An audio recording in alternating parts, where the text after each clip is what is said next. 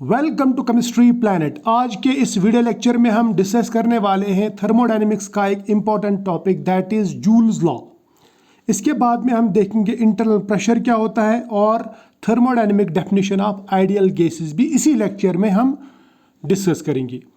Joules law actually हमें ये दिखाता है कि इंटरनल एनर्जी और वॉल्यूम का क्या रिलेशन है अगर हम टेम्परेचर कांस्टेंट रखेंगे। So we can say the law deals with variation of internal energy यानी U और E ऑफ a gas with volume at constant temperature. Internal energy को हम सिंबल U से दिखाते हैं या फिर सिंबल E से दिखाते हैं and DU means change in internal energy और DE means change in internal energy. बात समझ में आई। अब इस लॉ को समझने के लिए सबसे पहले इसका स्टेटमेंट देखते हैं। ये स्टेट करता है the change in internal energy of an ideal gas with volume at constant temperature is equal to 0।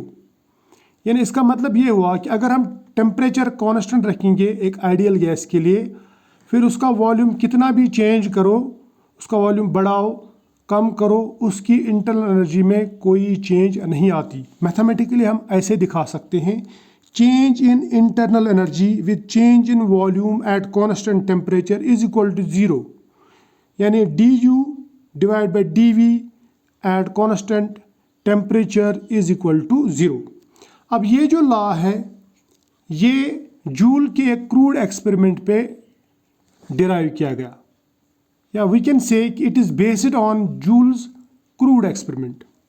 Joule ने क्या किया, उसने एक वाटर बाथ लिया, वाटर बाथ में एक स्टायरर रखा, एक थर्मोमीटर रखा और दो बल्ब्स लिए जिनको कनेक्ट किया स्टॉप कॉक से। एक बल्ब में इसने गैस भर दी, दूसरे को इवैक्यूएट किया, नहीं ये वैक्यूम रखा, इसमें कोई गैस नहीं, कोई प्रेशर नहीं, ज़ीरो प्रेशर।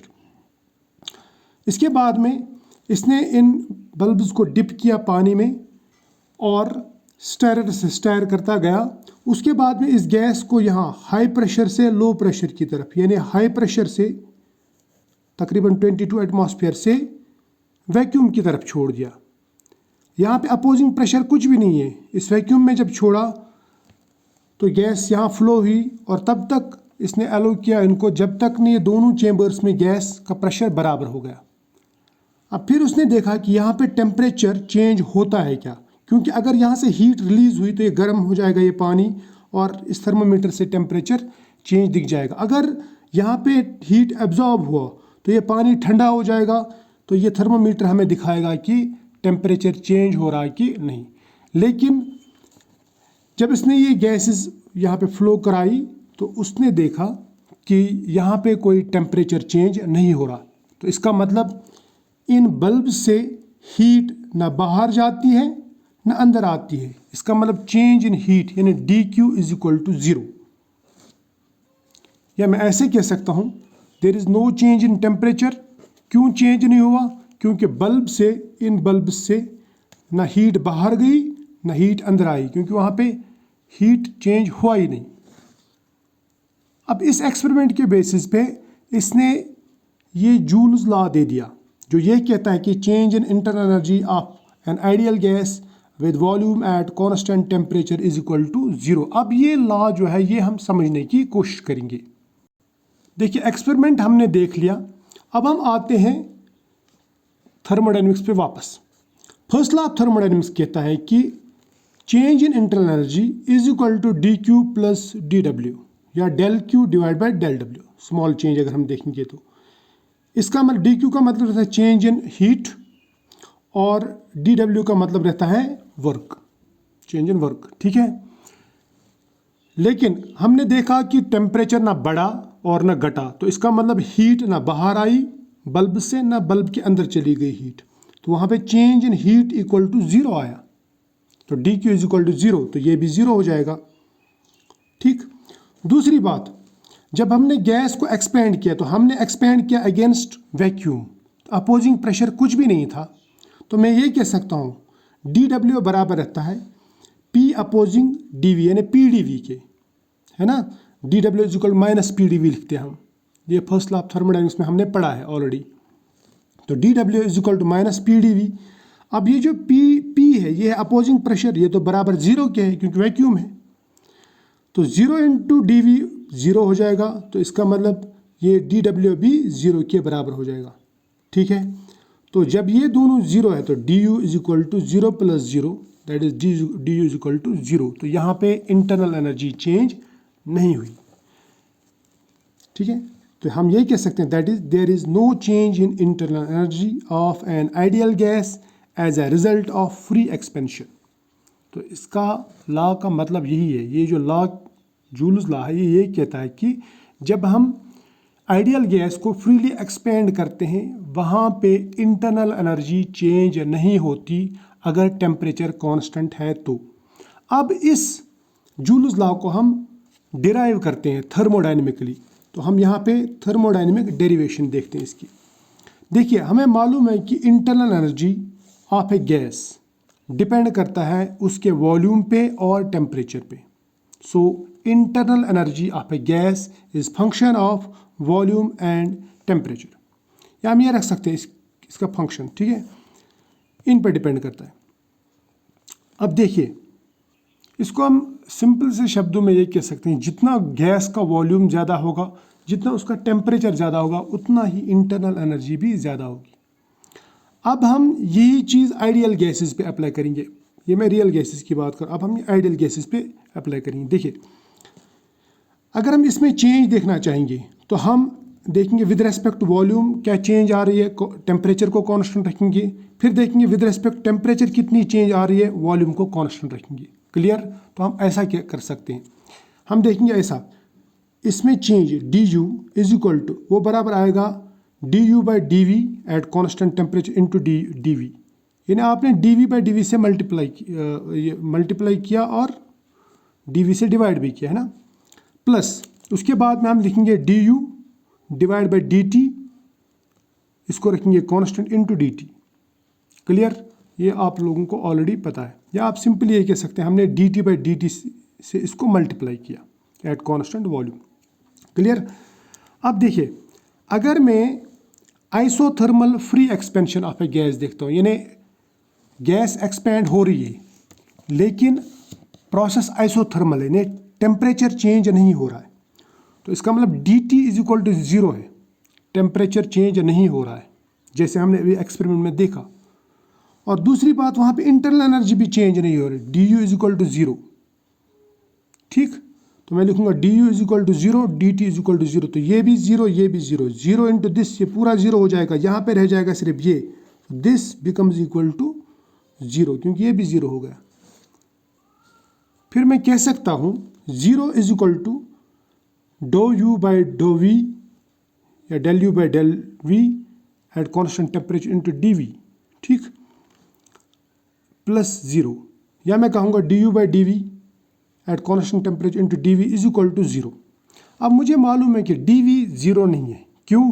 क्योंकि जब हम गैस को एक्सपेंड कर रहे हैं तो वॉल्यूम तो बढ़ रहा है, वॉल्यूम चेंज हो रहा है, यानी चेंज इन वॉल्यूम ज़ीरो नहीं है, चेंज इन वॉल्यूम समथिंग है। सो इट इम्प्लाइज दैट कि ये अगर ज़ीरो नहीं है तो फिर ये ज़ीरो होगा, तभी तो zero into this becomes zero. So D U by D V at constant temperature is equal to zero.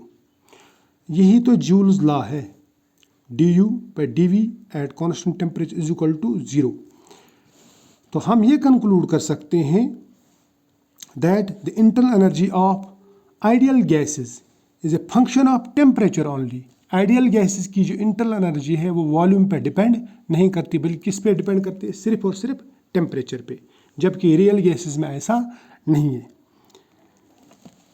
और हम ये भी कह सकते हैं कि ये जो लॉ है जूल्स लॉ, ये है valid for ideal gases but not for real gases, क्योंकि रियल गैसेस में वॉल्यूम चेंज करने से इंटरनल एनर्जी चेंज होती है, ये भी हम आगे पढ़ने वाले हैं। तो फिर मैं ये कह सकता हूँ कि ये जो लॉ है ये लॉ वैलिड है for ideal gases only, real gases के लिए वैलिड नहीं है। और क्या है जूल्स लॉ? कि change in internal energy with change in volume at constant temperature is equal to zero but at for ideal gases only. ठीक, अब दूसरी बात, ये जो D U by D V at constant temperature है, इसे हम कहते हैं internal pressure, D U by D V at constant temperature is called internal pressure. इसको हम दिखाते हैं पाई टी से। और आइडियल गैसेस के लिए इंटरनल प्रेशर यानी पाई टी बराबर रहता है 0 के, जो हमने यहाँ पे भी देखा। क्लियर? तो ये आइडियल गैसेस के लिए याद रखना। फिर हम ये ग्राफिकली भी बता सकते हैं कि आइडियल गैस क्या है, या मैं ये कह सकता हूँ कि internal energy of ideal gas does not depend on volume. आप वॉल्यूम बढ़ाओ घटाओ, आइडियल गैस की इंटरनल एनर्जी चेंज नहीं होती, या परफेक्ट गैस की इंटरनल एनर्जी चेंज नहीं होती। इसका क्योंकि इसका जो इंटरनल प्रेशर है वो है बराबर 0 के, क्योंकि du/dv at constant temperature is equal to 0। अब देखिए ये पाई टी कब ज़्यादा होगा और कब कम होगा, ये हम यहाँ पे देखते हैं। अगर हम वॉल्यूम वर्सेस इंटरनल एनर्जी लेंगे, अगर हम वॉल्यूम कम कर रहे हैं, याद रखना, और इंटरनल एनर्जी बढ़ रही है, वॉल्यूम बढ़ाने से इंटरनल एनर्जी डिक्रीज हो रही है, तो इसका मतलब कि पाई टी जो है वो लेस देन 0 है। इसका दूसरा मतलब यहाँ पे यह है कि यहाँ पे रिपल्सिव फोर्सेस डोमिनेंट है, यानी अगर आप वॉल्यूम कम कर रहे हैं, इंटरनल एनर्जी बढ़ रही है, यानी आप दबा रहे हैं गैस को, लेकिन उससे अंदर की जो इंटरनल एनर्जी है वो बढ़ रही है, तो इसका मतलब मॉलिक्यूल्स के बीच में रिपल्शन हो रहा है। समझ में आई बात? और अगर आप वॉल्यूम कम कर रहे हैं, इंटरनल एनर्जी डिक्रीज हो रही है वॉल्यूम डिक्रीज करने से, इसका मतलब गैस मॉलिक्यूल्स जब नज़दीक आते हैं तो एक दूसरे को अट्रैक्ट कर रहे हैं, इसलिए तो इंटरनल एनर्जी कम हो रही है। ये कब होगा? जब इंटरनल एनर्जी भी डिक्रीज हो रही है और वॉल्यूम भी डिक्रीज हो रही है, यानी du/dv दोनों माइनस माइनस जा रहे हैं, माइनस माइनस प्लस, तो उनका du/dv का जो रिजल्टेंट है यानी पाई टी, जिसे हम पाई टी कहते हैं, वो ग्रेटर देन 0 होगा। और अगर एक माइनस जा रहा है और दूसरा प्लस, मान लीजिए हमने वॉल्यूम कम कर दिया लेकिन du बढ़ रहा है, तो ये नीचे वाला माइनस हो रहा है, तो du/dv ये माइनस और ये प्लस, तो ये डिक्रीज हो रहा है, so it will be less than 0, pi T less than 0। ठीक है, बात समझ में आई? इंटरनल एनर्जी कम कब होगी विद डिक्रीज इन वॉल्यूम? जब मॉलिक्यूल्स को नज़दीक लाएंगे और इनके बीच में अट्रैक्शन डेवलप होगी, तो वहाँ पे जो टेंशन है वो कम हो जाएगा। लेकिन अगर आप मॉलिक्यूल्स को नज़दीक ला रहे हैं, वहाँ पे टेंशन बढ़ रहा है, रिपल्शन हो रहा है, तो इंटरनल एनर्जी बढ़ जाएगी। क्लियर? तो ये याद रखना। और परफेक्ट गैसेस के लिए ये वॉल्यूम बढ़ाने से इंटरनल एनर्जी पे कोई फ़र्क नहीं पड़ता। अब अगर मैं आइडियल गैसेस को थर्मोडायनेमिकली डिफाइन करने बैठूं, तो 2 डेफिनेशंस आती है। एक definition at constant temperature PV is equal to constant, जो हमने आइडियल गैस इक्वेशंस में ऑलरेडी पढ़ी हुई है। तो आइडियल गैस के लिए ये PV is equal to constant at constant temperature. अब दूसरी डेफिनेशन ये है कि du/dv at constant temperature is equal to 0, या मैं कहूँगा कि आइडियल गैसेस के लिए इंटरनल प्रेशर जो है वो 0 के बराबर रहता है। तो आई होप आपको ये जूल्स लॉ समझ में आया होगा, और इसके बाद में आपको इंटरनल प्रेशर भी समझ में आया होगा, फिर आइडियल गैस की थर्मोडायनेमिक डेफिनेशन भी समझ में आई होगी। मिलते हैं नेक्स्ट वीडियो में, तब तक के लिए फ़िलहाल बाय।